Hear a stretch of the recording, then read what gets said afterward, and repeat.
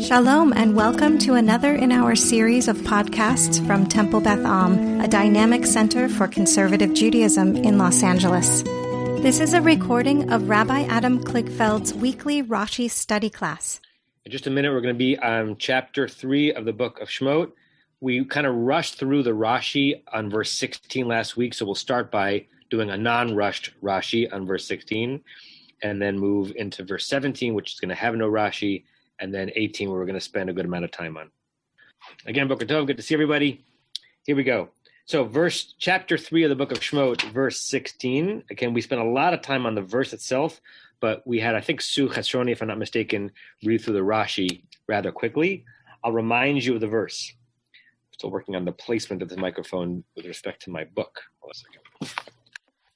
So, the verse, which is the first verse of the fifth aliyah of the book of the parsha of Shemot. Lech va'asafta. This is, again, if we had to graph this in grammar class within, several different quotation marks in terms of who's speaking. God is speaking to Moshe and saying, this is what you should say to the Israelites. And then, and one of the quotation marks, now go and gather, lech v'asafta, et ziknei Israel, the elders of Israel, v'amarta lehem, and say to them, quotation mark, Adonai Elohei avotechem, the God who is the God of your ancestors, nira Eli, appeared to me, Elohei Abraham, Elohei Yitzchak, Yaakov. Actually, I interpolated Elohei in there, which is going back to what we discussed last week by accident. Elohei Abraham, Yitzchak, Yaakov, the God of Abraham, Isaac, and Jacob. Lemor, saying, another quotation mark, what did God say when God appeared to me? You should say to the elders, Pakod pakadati etchem. It's a weird tense. I have verily remembered you or taken note of you. We talked about the fact that the pakad could be purely remember. It could also have to deal with numbers, taking account of. And those two ideas are related themselves, but more so in Hebrew than in English. V'et ha'asui lachem, and also that which is being done to you. We spent a lot of time on how to render that gerund of asui b'Mitzrayim, in Egypt. Okay, I don't want to re-interrogate the verse, not that it doesn't deserve it, but we at some point want to move forward. We spent, a good 20, 30 minutes looking at the pshat of the verse, and then read a rather quick Rashi who focused on something that we were not, had not been thinking of until Rashi brought it to our attention. So Rashi focuses on et ziknei Yisrael, this phrase which we're going to hear throughout the Torah, where Moshe gathers, the kitchen cabinet, as it were, of elders. This is really the first time we're hearing Moshe as a leader being asked to speak to the executive committee, right, the board of trustees, the Ziknei Israel. And Rashi gives us an answer which kind of has within it a question, or he gives us an answer and then he tells us what the question was and why we shouldn't have read it a different way. So what's Rashi's answer? Miyuchadim liyeshiva. Who are these Ziknei Israel? They're ones who are miyuchad, special, but special in the sense of being identified as a unit, already being pointed out. Remember, the word special in Hebrew, miyuchad, is from the root yachad, yud, chet, daled, which means together, having been joined, having been, what's the word I'm thinking of?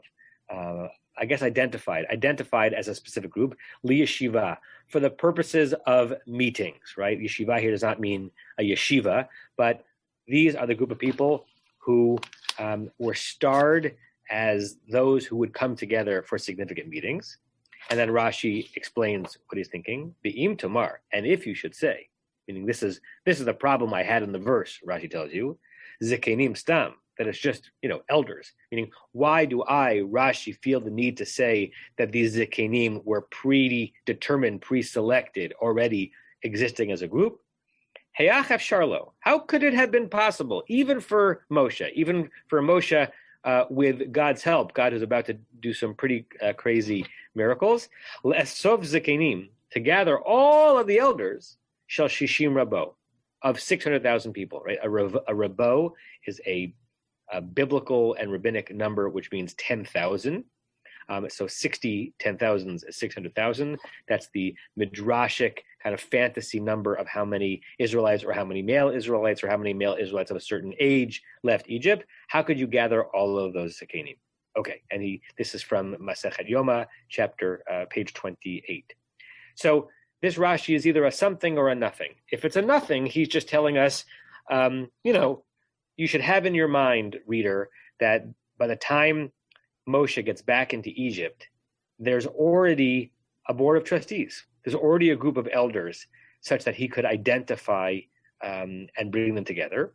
And then I guess the question is what I had you thinking about throughout the week. I don't know if you remember to, is why does this matter? Like why does Rashi, who does not always open his mouth, pipe up here? Why is it significant for him that we understand that from the moment Moshe goes back into Egypt, the category of Ziknei Yisrael already exists? He could have just left it, right? And none of us would have thought that Moshe was gathering every single elder amongst the Israelites. We would have thought that he would have pulled it together right then, right? Why is it significant midrashically that we think that the group already existed? So that's the question I want to put out there for this group until we move to the next verse. Anyone have any thoughts? If no, yes, Barbara. I think in every group that we ever are a part of, there's always a group that leads it, that the leader asks their opinion. So it doesn't seem wrong to think that he would have a group of, quote, elders or trustees, as you put it, or whatever you want to call it, there to be his assistants, to help him make decisions and to help him get the decisions carried out. Yes, and what's interesting about this read from the Talmud that Rashi's taking is that they predate Moshe's leadership, right? So just play with that in your mind a little bit. Number one, Moshe, whom the Israelites enslaved either might not know of or might suspect as being an inside job because of his growing up at the palace or something like that, is coming back from the desert and saying that, and gathering the elders. And he's not gathering his team. He is speaking to a team that already exists, according to this read, right? So on the one hand, it introduces perhaps an authority, if not conflict, an authority intrigue between Ziknei Yisrael, who were already appointed, that was the word I was thinking about before, and a new leader. And I can't prove this point, but this is what kind of lingers for me when I think about this line in the Gemara that Rashi quotes. There are several places in rabbinic literature, including in Pirkei Avot, where the rabbis fantasize about things that existed before they were needed. There's a famous Pirkei Avot about 10 things that were created, along with creation, and they existed in the ether until humanity or the Jewish people had to pluck it, so that it didn't need to be created then. It was already there. This notion of like being primed for key moments. So I wonder if something is going on that level here as well, that the Israelites, enslaved for hundreds of years, not knowing that Moshe is having this experience in the desert, not knowing that God is about to redeem them, they already had a committee. Right? That committee was already formed. A group of elders was already there, kind of ready and poised to receive redemption no matter when it came. And the reason why that might be what's going on here, at least why Rashi is concerned about that, I believe will become a little more apparent once we get to verse 18, which if we get to today, we'll be able to draw that connection as we talk about the relationship between happenstance, accident, and priming a pump for a significant encounter. And having said all of that, it also could just be that there's not something nearly as big going on in the verse, and Rashi just wants us to imagine that, Moshe didn't have to do the job of gathering the elders that were already there. But something tells me there's a reason we're supposed to be thinking of the fact that the elders are already there. Norm and Rachel first.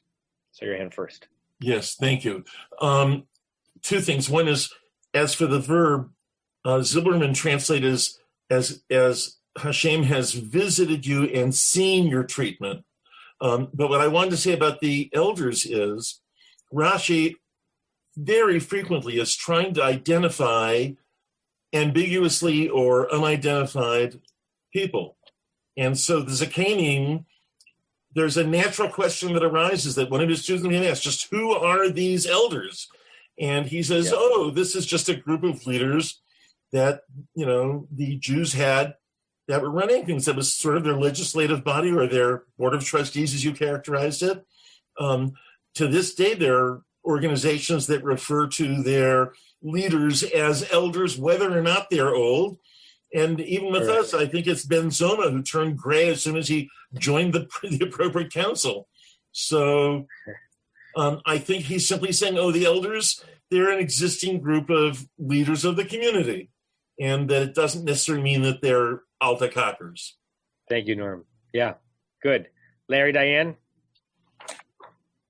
So I think I agree with you in your interpretation of Rashi, but the structure of the break of the verses makes it hard to see that. And I know you don't want to go too far ahead, but if people will simply look back at the conversation and look forward a little bit. So God is going back to the beginning of verse 15. So God speaks to Moses, and he says, you must say to the Israelites, et cetera, et cetera, et cetera. And then he says in the beginning of 16, go gather the elders and say to them. Now, the rest is what God is telling him to say to the elders, and he continues in the next verse, which we're going to read in a minute. It's all one long sentence, and it's, I declare I will take you out. And then it concludes at the beginning of verse 18 with God saying to him, not to Moses, not to tell him what to say, they will take you seriously. So it's very clear to me that if we had put in one verse what God had told Moses to tell the elders, and then start and say they will take you seriously, he's basically saying you've got to work through the existing system.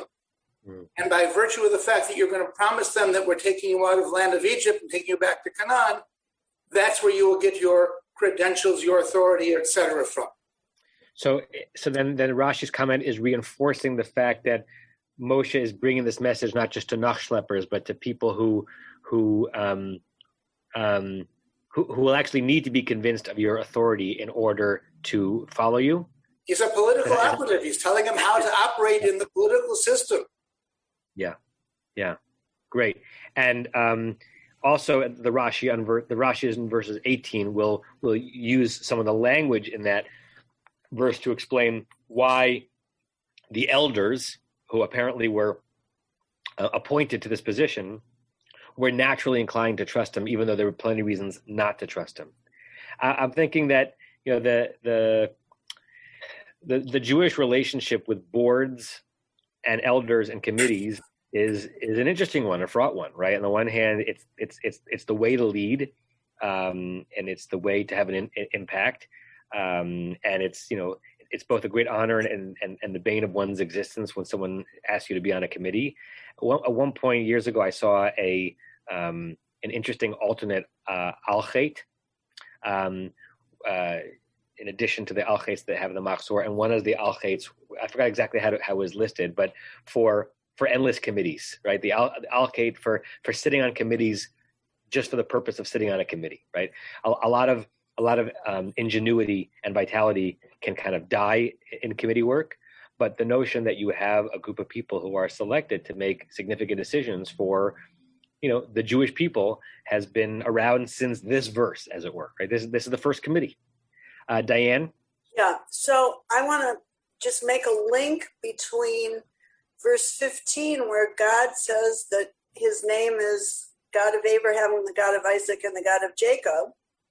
And now, when Moses is addressing the elders, these whoever, he's going to talk about he's going to use the same name. And it's almost like maybe if you think about the people who have been enslaved and maybe have lost some of their historical memory, there's a group that has preserved the historical memory, and they still know God by that name.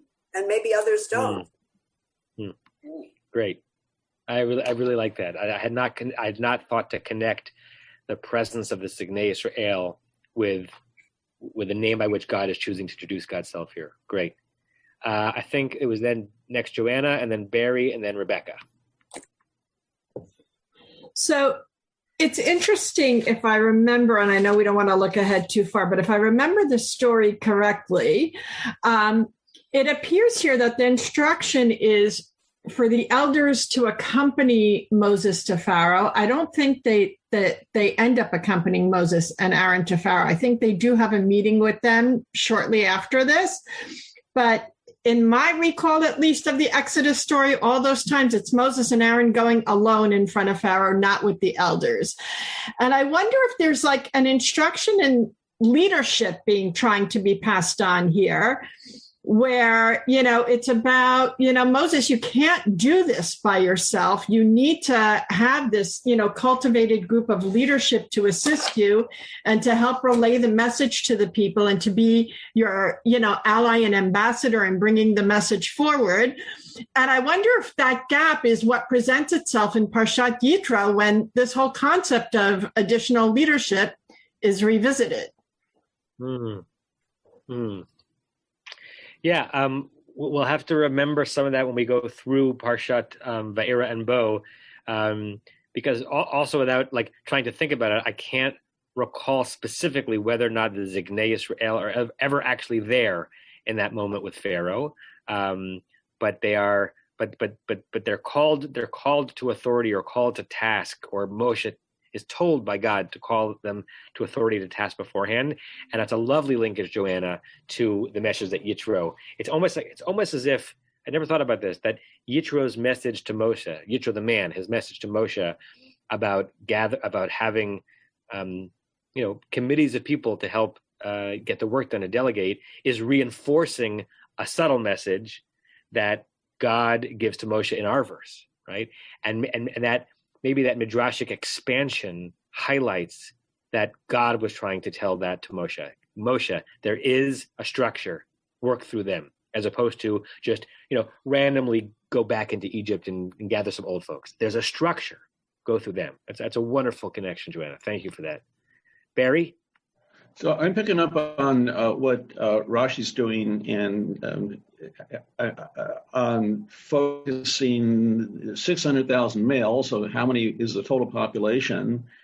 And God's telling Moshe that Moshe's going to tell. Well, God first tells Moshe, go tell Pharaoh such and such, and then Moshe responds. How am I gonna the people are gonna ask me how are we staging this? So we're doing a movie. Moshe's coming in, he's a stranger among the people, and we've talked about there's a pre-existing structure of some kind. He's coming in from the outside. God's telling him to go in there. How is he announcing his presence to this huge number of people that he's a shliach of God coming in? And all God says is, I will be with you. But from as a single person walking in on this huge swarm of people spread all over the place, there are no microphone systems, there's no Zoom. How is he announcing the significance of his presence as shlich of God with a message? And now he's going to talk to the elders, and then we again the problem of quantity of people and one person who's not recognizable as a leader. How does a shlich of God historically come in and speak to the Jewish people? I'm still trying to figure it out myself.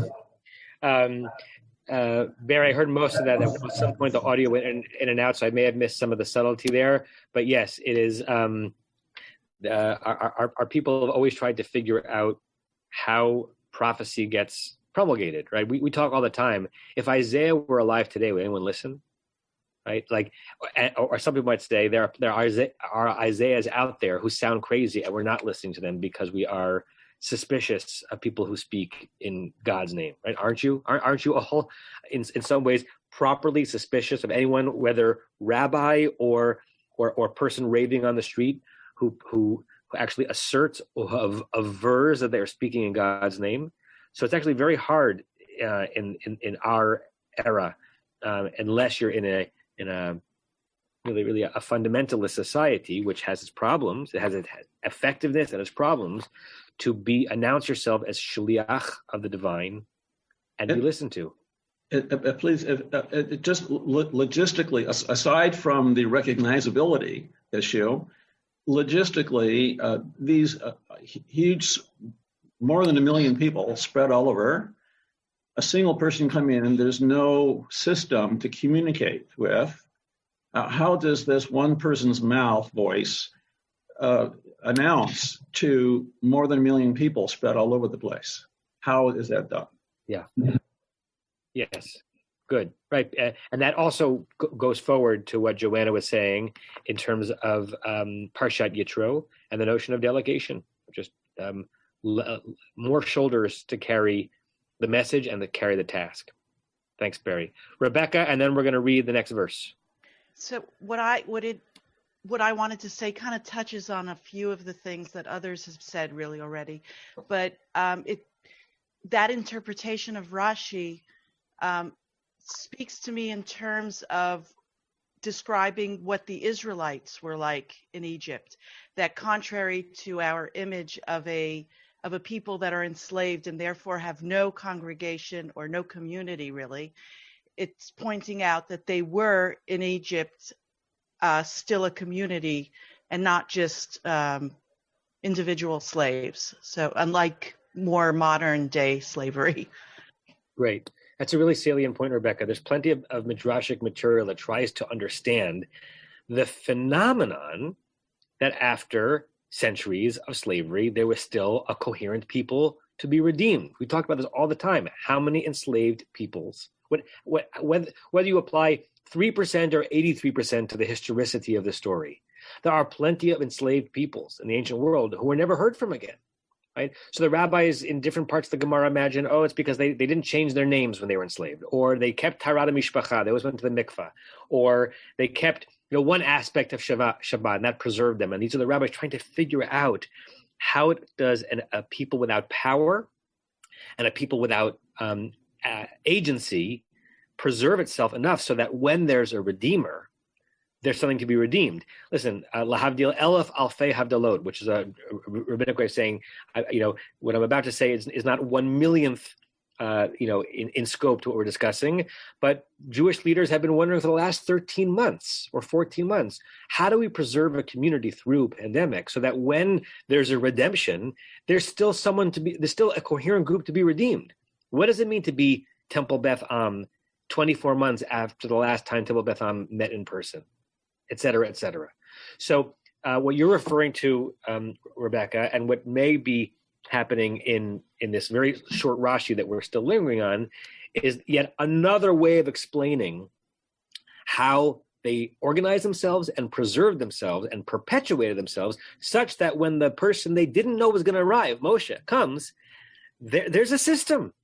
You can draw them out. Right, and anyone interested in the notion of the Jewish people continuing to be a coherent people through the vagaries of modern existence and the absence of the shtetl is interested in similar things. How do we preserve a system such that there's something to actually be transmitted? Not that we're oppressed, but because Judaism is an iconoclastic tradition, we're always being challenged by the external forces to remain something that actually exists in a coherent way. So thank you for that, Rebecca. Okay, let's go read the next verse of Torah. Joel, haven't heard your voice today. Do you want to read verse 17? And you'll get a twofer because there's no Rashi on 17. V'omar e'ele etchem mi'nei Mitzrayim el eretz ha'kna'ani v'achiti v'amori v'aprizi v'achivi v'abiusi el Eretz Zavat Chalav Udvash. and say, I will go up to them from the ane is the poor people, or the affliction of the it's the latter, right? It's the vowel under the aleph is a chataf kamatz. Sorry, the ayin is a chataf kamatz, meaning that it really should be oni with a long o, and oni means affliction, like lechem oni, right? So not necessarily impoverishment, but affliction, right? It's the same root as the verb that tells us to fast on Yom Kippur, ve'initem et nafshotechem. You should afflict your souls. So the noun is oni, long o, but because of the way this word is structured, it gets shortened to a soft o, oni, Mitzrayim. And then go back 2 words, Joel, and read a'aleh. You have the right root. Read it as he-feel, causative, rather than... I will raise you up? Correct. Okay. From the affliction of Egypt to the land of the Canaani and the Chiti and the Amori and the Perizi and the Chivi and the Yebusi, to a land flowing with milk and honey. Good. Okay. Now, the hardest word to make sense of in the verse in terms of the syntax of the sentence is the first one, not because we don't know what the word Va'omar means, but it's hard to know what it's doing there. So the Vav of Va'omar is probably Vav HaHipuch, connecting this word to the previous idea. The word Omar, without the Vav HaHipuch, is just I will say, Omar. In modern Hebrew, you wouldn't say I will say as Omar, but in biblical Hebrew, Omar, you might say that. Well, I don't know if Verazan, she will tell us if it's ever used that way in modern Hebrew. But Va Omar means, and I said. So God is still talking, and God has just told Moshe to gather the elders and tell them that God had appeared to me, Moshe, saying that I'm going to lift you, I'm going to remember you. And then the question is, so what, talk about quotation marks, what does the "and I said" mean? It might mean that God is telling Moshe to tell the elders that God appeared to Moshe. And in that appearing to Moshe, tell the elders that I, God, said, I declared. Right? It's actually really hard to translate and make it make sense of the flow, even though we know exactly what's being communicated. What's being communicated is that the elders have to be told that God had said, not only have I seen pakod pakati, have I taken account, but I'm going to do something about it. I'm going to take you out of the experience. So I want to just compare a few translations that deal with that word again, whose basic meaning we know, but what it's doing there structurally is a little more interesting. I'm going to show you how Everett Fox reads it. So Everett Fox reads it this way. I'm going to read from verse 16 because you have to read it in flow for it to make sense. Go, this is the last verse, gather the elders of Israel and say to them, Yud He Vav He, the God of your fathers, has been seen by me. That's the Nira Elai. He really reads it as a passive. The God of Abraham, of Yitzchak, and of Yaakov, saying, Lemor, I have taken account of you and of what is being done in Egypt, comma, beginning of verse 17, and I have declared.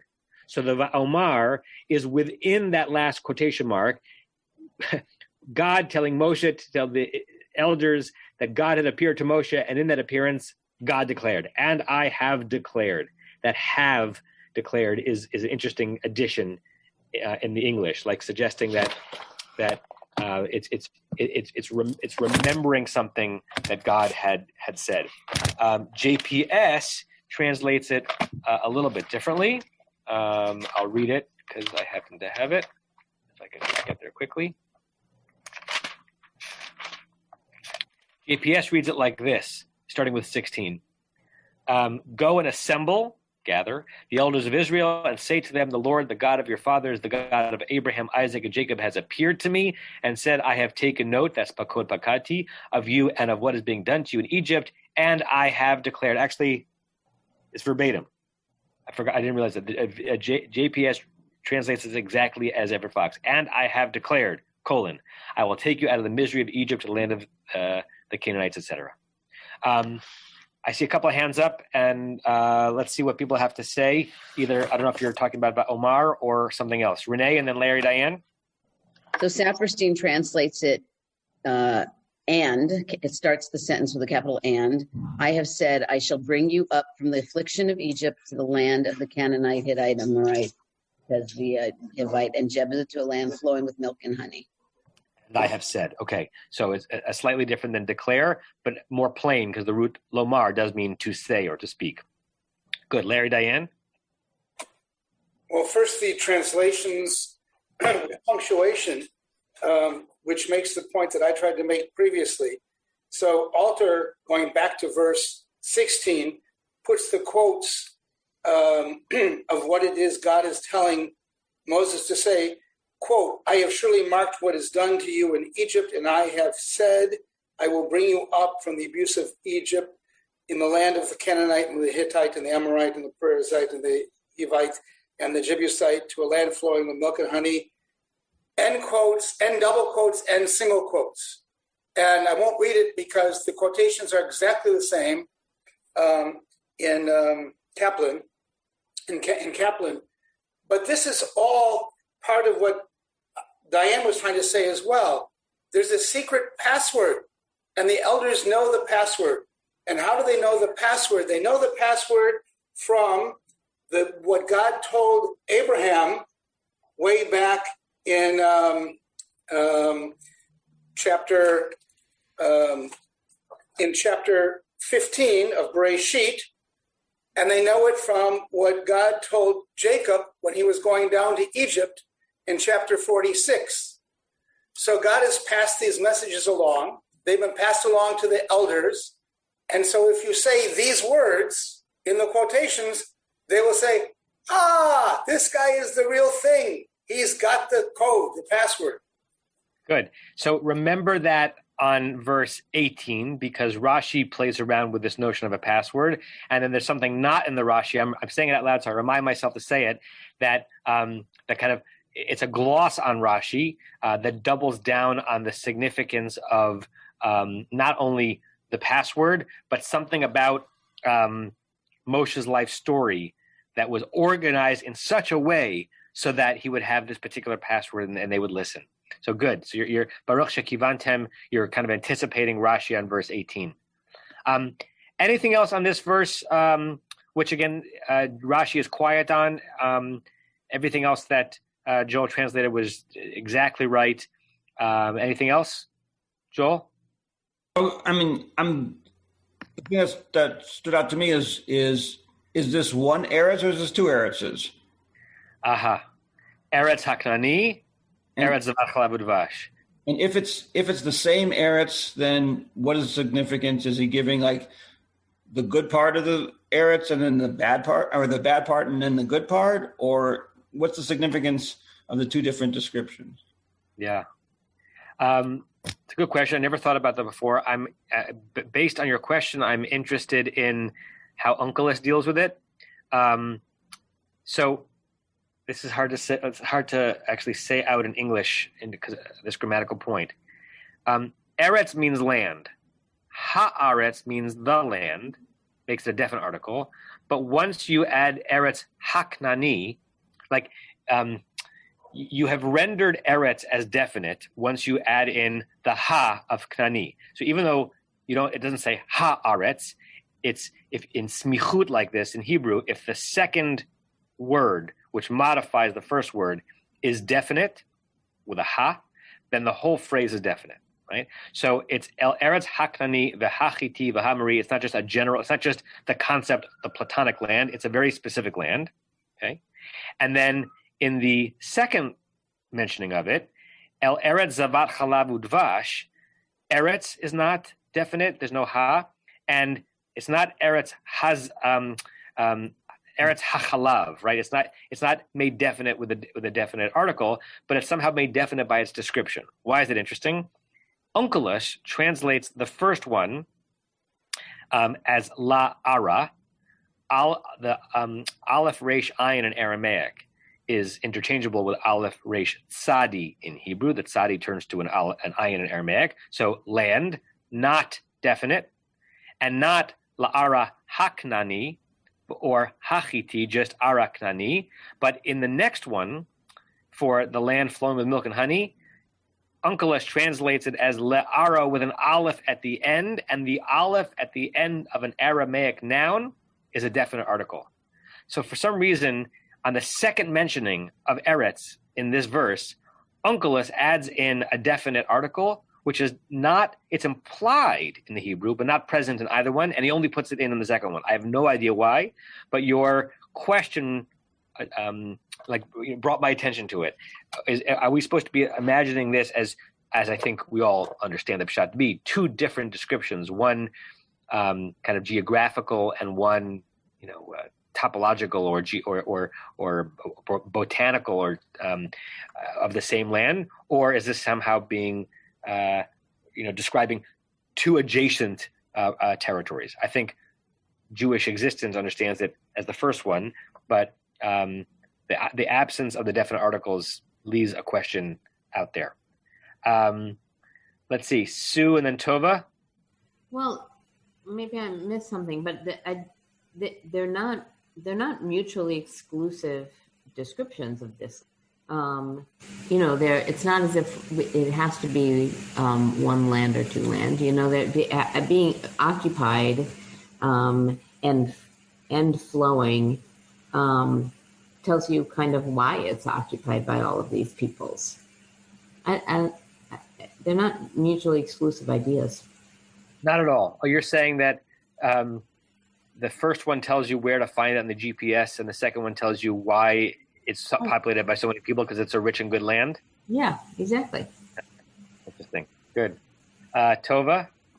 I'm not sure of this because I'm not sure of the date of Onkelos. Could you, when does Onkelos date from? I think 1st or 2nd century CE. 1st or 2nd century CE. Okay, that's interesting. Now, I was just thinking that it could reflect a difference in perspective because at the time of coming out of Egypt, the land that we're talking about is the land of the Canaanites, the Hittites. They are dwelling there at that time. And the land flowing with milk and honey is a land to come. It's the promise of what this land is going to become to you. But Onkelos looking back, that being the land of the Hittite, etc., that's in the past. That is no longer truly characterized as the land. It has become now the land of promise in which at that time it was a rough time if it was the 1st and 2nd century CE, but at least Jews had been living there for quite a long time and it was their land and it had delivered promise in various ways. Interesting. I checked briefly. The absolute historicity of the authorship of Targum Onkelos can't be completely ascertained, but most people believe him to have lived from the early part of the 1st century till the early part of the 2nd century CE, from about 35 to about 120. Right. So his lifespan actually spans the destruction of the temple. Right. That's the case. What I don't remember though is when he's understood to have been converted, because he's understood to have been a Roman nobleman who converted to Judaism. He's a proselyte, but I don't remember if he converted pre or post destruction. Right. Obviously, he wrote his commentary after that conversion. So it's interesting. It's an interesting thing to think about. Although I think we can't. We'll never uncover a whole lot of certainty with that. Right. Interesting conjecture, though. Barry and then Norm and Rachel. Two sets of comments. I want to comment on the Eretz, and then I want to go back and comment on the Amar. And Joel, thank you for raising this. I hadn't really thought of it before. But the second Eretz, without the definite, it brings to my mind the poetic Zohar, the river flowing from Eden. Will flow here. You're going to the Eretz where this flow will be for you. So it's a different kind of Eretz being described in the second set. Going back to the Omar, the immediate previous instance of God saying something about coming up out of Egypt was in verse 15, where God says, "This is the proof I'm going to give you." And what's the proof is "Bahotziacha et ha'am b'Mitzrayim." But when you bring the people out of Egypt, that's the proof. I can't figure that one out, but that's the previous statement of being brought out of Egypt, and that it's Moshe. God will be with Moshe, and Moshe will bring the people out of Egypt. And now here in our verse 16 is Amar, and I will bring you out. Now, I'm not going to be able to bring that together, but that's the previous mention. It's okay. It's always everything together. It's kind of the name of the game. And yes, we did linger on that. I guess now a few months ago already. This idea of the proof of something happening in the future, right? That's two different ways of understanding the Zelacha ha'ot. Rashi gave two answers to that, right? That is the oat, the magic of the burning bush, or is the sign that's coming the fact that you're actually going to do this? You'll realize then that I was speaking the truth now. But that's what God is saying. I've already said this. Yeah. Norm, Rachel, and then Rebecca, and then we'll have Joel read verse 18 and see if we can get into the Rashis there today.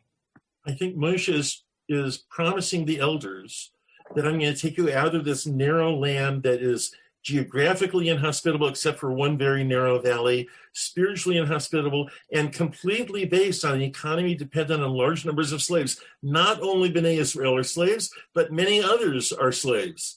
And so he's going to bring he's telling God will bring us out to the land that's occupied by these 6 nations who presumably are living there reasonably harmoniously together as more or less equals. And so you'll be able to fit in and you'll be able to thrive there because it is such a nice land flowing with milk and honey. So first he identifies it as the place with these 6 nations and then adds it is a land with milk and honey, which means we're going to be able to fit in among those other nations and thrive with them. At least that's how I would understand this verse on its own. That's a wonderful comment, Norm, and it brings us back, as I think Larry put in the chat, or Larry Diane, to verse 8. And I think someone said something like this then, which is in verse 8, before the description of Eretz Zavat Chalav Udvash, it doesn't... it's a description. It describes it as tova urchava, good and wide, right? The opposite of a meitzar, of a narrow place. This idea of what was it's just a wonderful and almost paradoxical political idea that one of the things that made this land more desirable, more of a place that the Israelites would feel comfortable trusting Moshe to take them to, was that it was occupied, right? Lowercase o, occupied. People were there and thriving on it, right? That's of course the bane of the Zionist project in the last 100 years and 2,000 years. Others were there, right? We believed we ought to be there. Others were there. So you're reading it that the notion that others were there is a sign of saying, see, it's a good place. People are living there, and they don't need slavery in order to live there.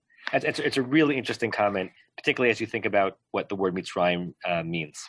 Thanks for that, Norm. Rebecca?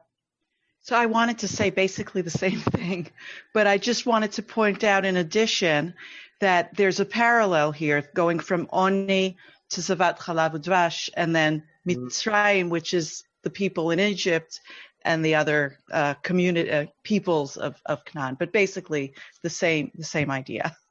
Very good. Oni is the antithesis of Chalav and Dvash, right? Leonard, Rebecca? In comparing this to verse 8, I was just noticing in verse 8 where it's God speaking to Moses and first, kind of making the sales point that it's a large land and it's flowing with milk and honey. And then, by the way, there's the Canaanites and Hittites and everybody is there. Whereas now in this verse where he's saying, and this is what you should tell the people, he starts with the Canaanites, the Hittites, kind of the reality, but he makes sure to have a strong close to end with, but it's a land flowing with milk and honey. So that's what you should end with when you speak to the people. That's good. Good. Right. The order is reversed. I had not picked up on that either. Wonderful.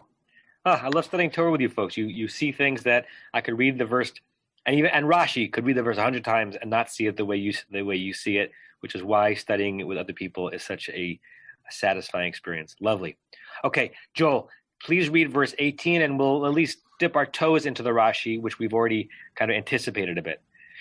Visham'u lekolcha uvata ata uviziknei Yisrael el melech Mitzrayim amartam elav Adonai Elohei ha'ivrim nikra aleinu va'ata nalchana derech shloshet yamim b'midbar v'nizbecha la'Adonai le'Eloheinu. Okay, it's a long verse. There's a lot going on in this verse, so let's break it down into small components. A lot of vav. Yes. And they will listen to your voice. Yeah, I'm going to pause you for 1 second just to point out an interesting onkelos. So you translated exactly right. They will listen. It says they listened. It's haipuch likolecha. Onkelos translates it as vikablun lememarcha. Same idea, but different words. They will accept. They will receive your words. I don't know. They're perfectly good Aramaic words for listen and voice. He changes listen to accept. He changes voice to your words, your speech. And I'm not sure why. Didn't have to do that, but there's got to be a reason. Keep going. And you will, and the children and the elders of Israel will come to the king of Egypt. And I don't know what that mem is, but you will say? Right. So it's not amartam as a direct object. It's amartem. You, plural, will say. And here, it's very confusing. It looks like a vav haipuch, but it's not. Because if it were a vav haipuch, it would have to be translated as, and you said. Right. It actually is it's translated the way it looks. And you will say. It's a vav hachibur, perhaps. So you, plural, will say to him. Right. Hashem, the God of the Hebrews, was called or appeared to us, and now let us go a journey of 3 days in the wilderness, and let us worship God, our God. And the let us is very interesting. Let's just think about the words let us in English. Let us operates sometimes specifically and sometimes almost as a grammatical construct. Sometimes let us means we're asking for permission. Sometimes let us just signifies momentum. Let's go. When we say to a group, let's go, we're not asking permission. We're saying, Yalla. Yalla, right? It's almost like, in modern Hebrew, you can say let's do something by putting that verb in the past tense. Halachnu, which means literally we went, means colloquially let's go. Okay. Here also, the nelcha could either be Moshe being told by God to say to Pharaoh, like, permit us to go, or we're going. We actually are going. Nah, we're going to do it politely. So it's actually present as a question mark as to whether or not what's being communicated here is a certainty, a directionality, or a request of permission, right? I want to point out one more thing in the onkelos, and then I see a lot of hands, which is great, because it's really a fascinating verse. Just look at how onkelos translates Elohei ha'ivriim, the God of the Hebrews. He translates it as Elaha de Yehudae. So already by onkelos' time, again, there's an Aramaic word for Hebrew, but onkelos says, no, what is referring to here is Israelites, and so onkelos reads back into that word Jews, which obviously is anachronistic, but that's the way he wants it to be understood, Yehudae, which is clear that by the time onkelos lived, the notion of the people who inherited this tradition self-identifying themselves as Yehudim is already present. Okay. So a lot of hands. Let's hear from people we haven't heard from yet today. Rick, and then Elon, and then Rebecca. Hi. Well, it's trope-based, of course. Uvata has a pazer on it. It's I just checked it. It's the first pazer of the book. And the first pazer of the book of Shemot? Yes. Wow. Okay. So Aharon ben Asher, whoever put it to music, really thought that this was an important word. And it's singular. And then Atah is also singular, V'ziknei Yisrael. So I think it's a foreshadowing that Moses is just going to go there by himself, because the other ones, the elders aren't going to make it. They're going to get scared. The next time you have a pazer, there's two of them in a row in chapter 4, when they're not going to believe the signs. So I just thought I'd throw that in there. But there's a real emphasis on you shall go. And if Moses heard him right, he would have said, just me? Just me? But anyway, that's what I... Right, and since not everyone knows the Torah, Rick, musicalize your point by just reading from Vishamu and give us what the sound of that Uvata would sound like. Vishamu lekolecha Uvata. Okay. Dramatic. And every Torah system's Trump's a little bit different. I learned an even more dramatic pazer from my teacher in Connecticut in the 80s, and it would be Vishamu lekolecha uvata.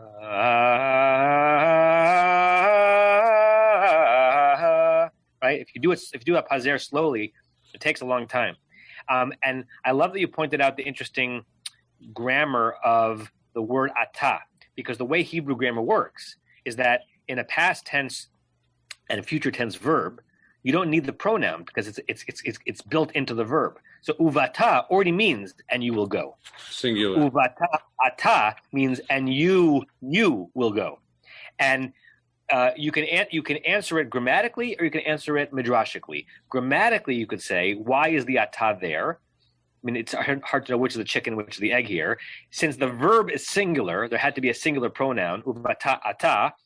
V'ziknei Yisrael, and they go along with you. Whereas in the next part of the phrase, it's a plural verb, amartem. You're reading it much more interestingly, which is that it's some kind of an indication of Moshe's loneliness and isolation. Uvata ata. Yeah, v'ziknei Yisrael too. But this is on you. Great. Elon? Yeah, what struck me in this line is a 3-day journey in the wilderness. And it kind of ties in a little bit to what Norm suggested in the previous verse, which is you're going to go to this great place where all these people are living in peace. And by the way, it's going to take you 3 days to get there. It's kind of a classic bait and switch and may explain why the Israelites got pissed off pretty quickly when they realized that it was going to be a lot more than 3 days. And I'm curious, is there another explanation for this? Yeah, so it's a really great thing to linger on, right? If we had to stage this, do we imagine that God is telling Moshe to gather the Israelites and say this to Pharaoh, and that the only ones who are listening to that are them, or are the Israelites? Are the Israelites listening to this? Is this the same message being given to the Israelites? Well, the elders are there when Moses is giving this message to Pharaoh. Conceivably, right? Or it seems that way, but not necessarily all the Israelites. Is the 3 days in the journey? Let's ask it this way: is a tyrant more likely to release slaves forever, or more likely to release them for a little outing, with the assumption that after the outing they'll come back, and once we're out, we're not going to come back, right? So is this rhetoric? Is this strategy? God says Pharaoh is not going to just let you go to Canaan, right? I'm telling you, you're going to Canaan. You tell Pharaoh that you're going out for 3 days. We haven't been out in a while. Let us be out. We'll come back. We promise we'll come back. Or is this somehow, as you're playing with Elon, a message that the Israelites are going to imbibe, which is that they're not headed for a 40-year journey. They're headed to somewhere else, amazing, 3 days away. Right? I think in situ, it seems that this is specifically the message that Pharaoh needs to hear to potentially let them go, even though we know that he's not going to let them go. We know that because we know the story, and we know it because we're going to get in a verse or two God saying he's not going to let you go. But it could also be understood as messaging to the Israelites that what they're about to do is not some generational journey, but just a small little outing. And even the 3 days, right? So let's say it's just a reference to getting to Sinai, right? It took us 7 weeks to get that far. So I'm not sure what is 3 days journey outside of Goshen, but it's not a particularly interesting destination. Rebecca, I think, and then Vered, and then Joanna. So when the whole atmosphere in this sentence is kind of surprising to me. It feels like, first of all, the word nikra. They don't say nigla or kara lanu, but nikra. I might be interpreting this too much from the point of view of modern Hebrew, but it's like God just happened on us. We didn't go searching for him. It's, he happened upon us. We're going to go out for 3 days. So it all sounds like, and again, maybe I'm reading this as a mother of teenagers too, like just tell him something and we'll figure it out later. But it's the whole atmosphere is kind of, let's just make this happen and let's not make a big deal out of any one of the elements. God just appeared to us somehow surprisingly, and we're going to go for a couple of days and see what's up with that. Yeah, so it's interesting to read the Nikra Aleinu as language to play down the significance of this departure to Pharaoh. As we get next week, we won't get to it today, Rashi will play with the Nikra Aleinu on a bigger level in terms of what does it mean for God to appear to you accidentally, not because that was what that was the language that would somehow convince Pharaoh to let them go, but because that's what Moshe experienced it as. And I'll just give you a little heads up because Rashi's not going to go there, but we'll go there. The difference in Hebrew between Kuf Resh Hey, a happening, and Kuf Resh Aleph, a calling. Right? Vayikra El Moshe, the book of Leviticus, is a direct, intimate calling out. Kuf Resh Hey is basically the opposite of that. It's just something that happened by accident. And Rashi's gonna play with that a little bit. Let's finish with I forgot the order. Vered and then Joanna, and then we're pretty much out of time. Vered Lo Shomim. Yes, okay. I am. I'm now. I unmuted myself. Boker Tov. A few comments, language-wise. So Vesham'u lekolcha, when we have a combination of the verb shama and the verb kol, regardless the tenses, it's often translated as to obey when we have those two together. So it's not just to listen, but there is also the understanding of to obey. So they will obey and and this what will happen. The same pasuk, of course, two other comments. First with the word nelcha. So nelcha has a command. It's in grammar called cohortative. It's a command form, and it has more than just say, yalla, let's go, but it is a command, okay? We ought to go to this journey. And as for the verb nikra with an hey, in this case, it's not translated to be even a Hebrew shoresh. We have a shoresh like this in Hebrew, but it's translated more as an Aramaic, something from the region, the Knaanim. This verb in the region language mean revolution, like hitgalut, like the verb nigla, gala. So it's not to happen, and it has a different meaning as the shorashim from the ancient people living in this area. Toda, Vera. Toda. We may go back to that comment tomorrow because I'd never come across that. I want to hear more about that. Joanna, last comment of the morning. I know often, like when we connect to the past, we connect, through the line of Abraham, Isaac, and Jacob. But there's huge resonance in this perek with the story of Hagar, I think. There are phrases here that are so redolent of that chapter, starting with, preceding Hagar being sent away, when we have that same shoresh where God pakod Sarah, God noticed Sarah. And then Abraham is told in the same language we have here, Shema B'kolah. And also that God heard the voice of Hagar's son crying in the desert. And there's a paradigm here of the experience of the one slave and the experience of the nation of slaves. And I'm also wondering about, similar to the comment that was posted about Soviet Jewry in the chat, this whole notion of bringing in the elders who remembered those stories from the past, who would be able to connect to the stories from the past and draw strength on them for the present. Yeah, that Hagar association is very, very rich, Joanna. I'm going to be thinking about that for quite some time. Hagar as a pre-paradigm for Israelite enslavement and then redemption, and having the voice be heard. Beautiful, beautiful, beautiful. You have been listening to another in our series of podcasts from Temple Beth Am, a dynamic center for conservative Judaism in Los Angeles.